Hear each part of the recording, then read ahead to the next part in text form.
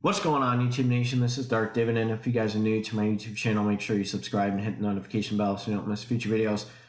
I am long in this stock. I absolutely love AT&T stock. I'm going to do a quick stock and dividend analysis, and I'm going to continue to buy more stocks of AT&T. I'm sorry, more shares of AT&T, and I'm going to continue to buy them. I'm long in them. I absolutely love this stock. And I will show you, just by doing a stock and dividend analysis, why this is a beautiful stock, the potential of this stock. And they just had a pretty good report out there recently. So there's a lot of confidence in this stock with investors. So we're going to do a quick stock and dividend analysis right now. Oh my gosh, the S&P is killing AT&T.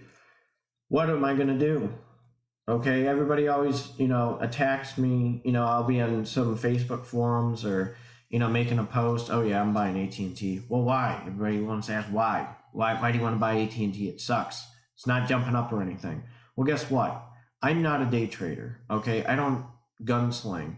I tried to day trade with crypto a little bit. I'm just going to back off from that and just invest and kind of like treat it like a traditional Roth IRA. Just park it, leave it alone. Let it grow, let it fly. So AT&T is one of those stocks you just put money in, put more money in, let it fly. So remember that phrase as you dividend investors, let it fly. And I'll tell you what I mean. So you have a stock that has not done well against the S&P. Now, if you want a traditional Roth IRA, Verizon's probably a better stock, to be honest with you. It has increased its dividend. It is a little bit more expensive than AT&T, but it's right at, what is this, $58.86. AT&T is a stock that, with these increased dividends, price per share is about the same, but the increased dividend history in the latest earnings report with AT&T shows a lot of promise. HBO Max, Turner Classic. I mean, Turner's a huge network and people need phones. So this is a stock that is in demand. I have to put up with AT&T with cable. I'm okay with that. It's not a big deal to me. As a dividend investor, okay, you're looking at this stock. It's not year to date, 1 year. Everybody loves to attack, AT&T because it hasn't increased its price per share that much. And day traders, I'm going to put money in here and there.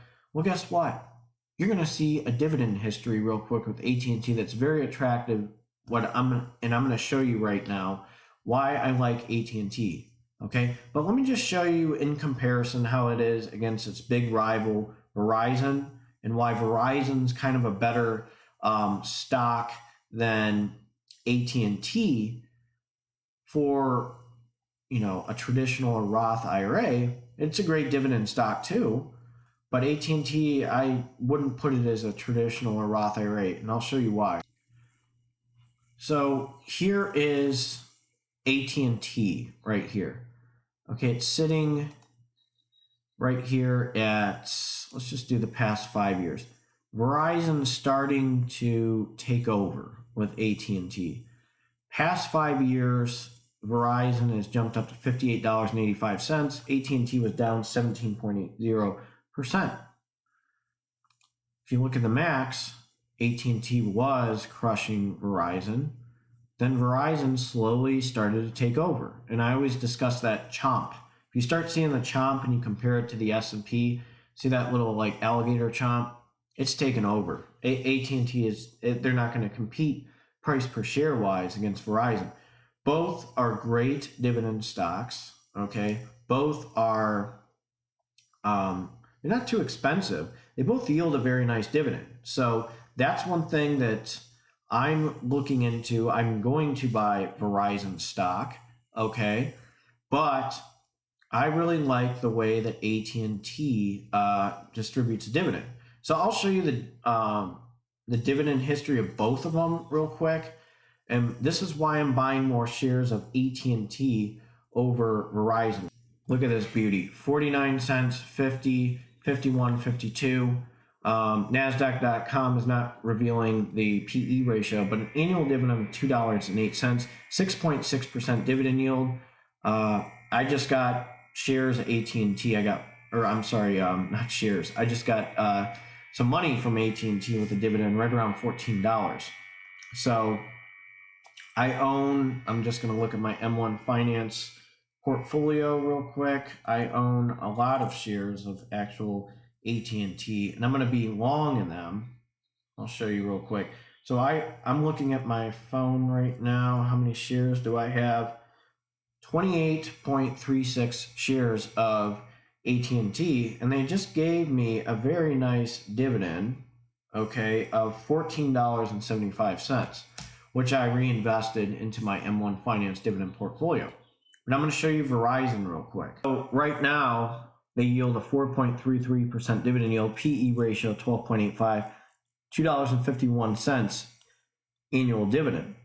Now, this is a stock that I am targeting, and I really like, okay? It's not jumping up too fast. It's a pretty good stock, and 57, 59, 60, it's jumping up.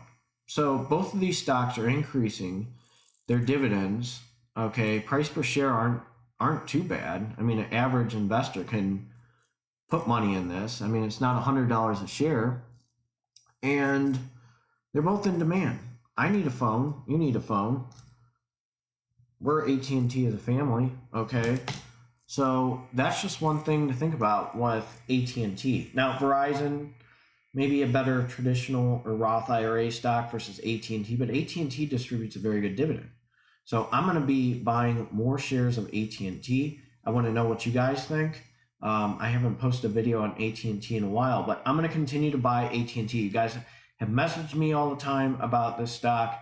Absolutely love this stock. I'm going to continue to buy and reinvest more the dividends and get my dividend portfolio stronger. Thank you, Matthew Ramey, for that strategy. I am really excited. And, this is the compound interest is really kicking in. That's what makes things very exciting.